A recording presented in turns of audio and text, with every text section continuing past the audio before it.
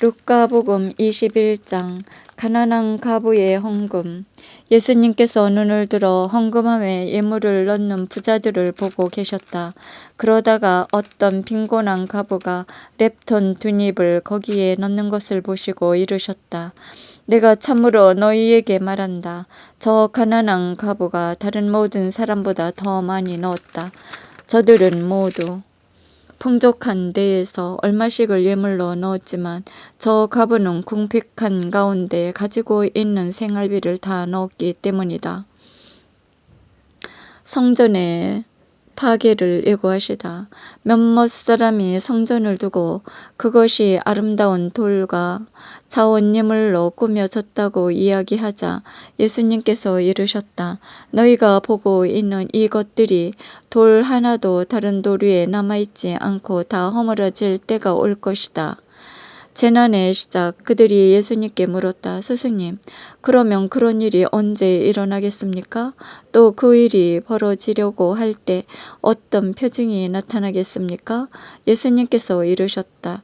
너희는 속는 일이 없도록 조심하여라. 많은 사람이 내 이름으로 와서 내가 그리스도이다. 또 때가 가까웠다 하고 말할 것이다. 그들 뒤를 따라가지 마라. 그리고 너희는 전쟁과 반란이 일어났다는 소문을 듣더라도 무서워하지 마라. 그러한 일들이 반드시 먼저 일어나겠지만 그것이 바로 끝은 아니다. 이어서 그들에게 말씀하셨다. 민족과 민족이 맞서 일어나고 나라와 나라가 맞서 일어나며 큰 지진이 발생하는 곳곳에 기근과 전염병이 생길 것이다. 그리고 하늘에서는 무서운 일들과 큰 표징들이 일어날 것이다. 그러나 이 모든 일에 앞서 사람들이 너희에게 손을 대어 박해할 것이다. 너희는 회당과 감옥에 넘기고 내 이름 때문에 너희를 임금들과 총독들 앞으로 끌고 갈 것이다. 그러한 일이 너희에게는 증언할 기회가 될 것이다. 그러나 너희는 명심하여 변론할 말을 미리부터 준비하지 마라. 그러한 적대자도 맞서거나 반박할 수 없는 언변과 지혜를 내가 너희에게 주겠다. 부모와 형제와 친척과 친구들까지도 너희를 넘겨 도로는 죽이기까지 할 것이다. 그리고 너희는 내 이름 때문에 모든 사람에게 미움을 받을 것이다. 그러나 너희는 머리카락 하나도 잃지 않을 것이다. 너희는 인내로써 생명을 얻어라. 예루살렘의 멸망을 예고하시다. 예루살렘이 적군에게 포위된 것을 보거든 그곳이 황폐해질 때가 가까이 왔음을 알아라.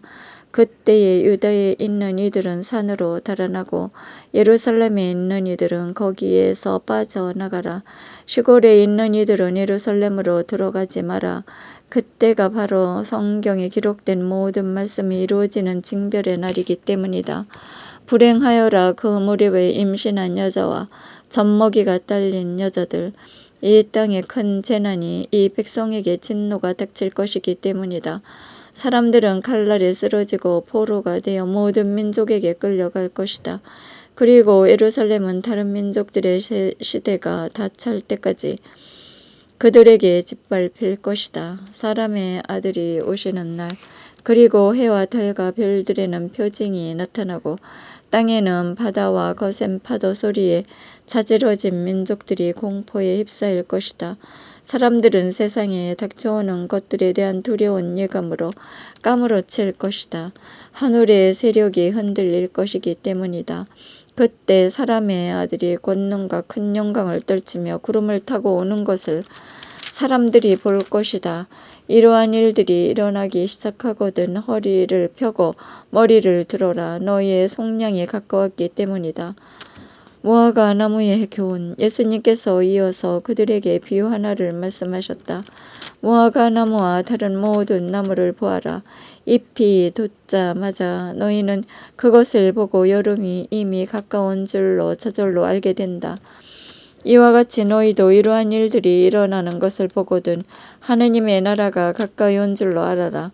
내가 진실로 너희에게 말한다. 이 세대가 지나기 전에 모든 일이 일어날 것이다. 하늘과 땅은 사라질지라도 내 말은 결코 사라지지 않을 것이다. 깨어 있어라. 너희는 스스로 조심하여 방탕과 만취와 일상의 근심으로 너희 마음이 물러지는 일이 없게 하여라. 그리고 그날이 너희를 덫처럼 갑자기 덮치지 않게 하여라. 그날은 온 땅 위에 사는 모든 사람에게 들어닥칠 것이다. 너희는 앞으로 일어날 이 모든 일에서 벗어나 사람의 아들 앞에 설 수 있는 힘을 지니도록 늘 깨어 기도하여라.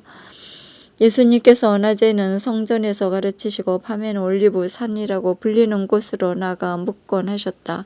온 백성은 그분의 말씀을 들으려고 성전에 계신 그분께 이른 아침부터 모여들었다. 너희가 가야 할 길이로다 하신 주님, 영원히 찬미 받으소서.